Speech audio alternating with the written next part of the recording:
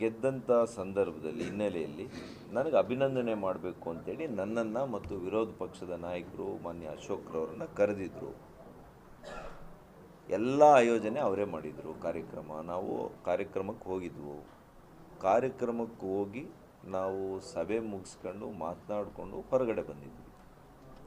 ಅದಾದ ನಂತರ ನಡೆದಂಥ ಘಟನೆ ನಾನು ಮಾಧ್ಯಮದಲ್ಲಿ ನೋಡಿ ತಿಳ್ಕೊಂಡಿದ್ದೀನಿ. ಅದು ಆಯೋಜಿಸಿರೋರು ಮಾಡಿದ್ದಾರಾ ಅಥವಾ ಅಲ್ಲಿ ಬಂದಿರತಕ್ಕಂಥವರು ಸೇವನೆ ಮಾಡಿದ್ದಾರಾ ನನಗೆ ಮಾಹಿತಿ ಇಲ್ಲ.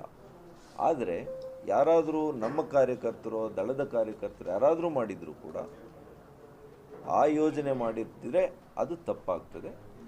ಮುಂದೆ ಯಾವುದೇ ಸಂದರ್ಭದಲ್ಲಿ ನಾನು ಯಾಕೆ ಅಂದರೆ ಈ 20 ವರ್ಷದ ರಾಜಕಾರಣದ ಜೀವನದಲ್ಲಿ ನಾನು ಮದ್ಯ ಹಂಚಿ ರಾಜಕಾರಣ ಮಾಡಿಲ್ಲ. ಚುನಾವಣೆಯಲ್ಲೂ ಮಾಡಿಲ್ಲ, ಕಾರ್ಯಕ್ರಮದಲ್ಲೂ ಮಾಡಿಲ್ಲ. 20 ವರ್ಷಗಳ ನನ್ನ ಇತಿಹಾಸ ನೀವು ತಗೊಂಡ್ರೆ ನಿಮಗೆ ಗೊತ್ತಾಗ್ತದೆ. ಹಾಗಾಗಿ ಈ ಒಂದು ಪ್ರಕರಣಕ್ಕೂ ನನಗೂ ಸಂಬಂಧ ಇಲ್ಲ. ನನಗೂ ನೋವಾಗಿದೆ. ಯಾವುದೇ ಕಾರಣಕ್ಕೂ ಇನ್ನು ಮುಂದೆ ಯಾವುದೇ ಕಾರ್ಯಕ್ರಮ ಇರಲಿ, ಚುನಾವಣಾ ಪ್ರಚಾರ ಇರಲಿ, ಸಭೆಗಳಿರಲಿ, ಮದ್ಯ ಕೊಡುವಂಥದ್ದು ನಿಜವಾಗಿಯೂ ಕೂಡ ಅದು ಅಕ್ಷಮ್ಯ ಅಪರಾಧ.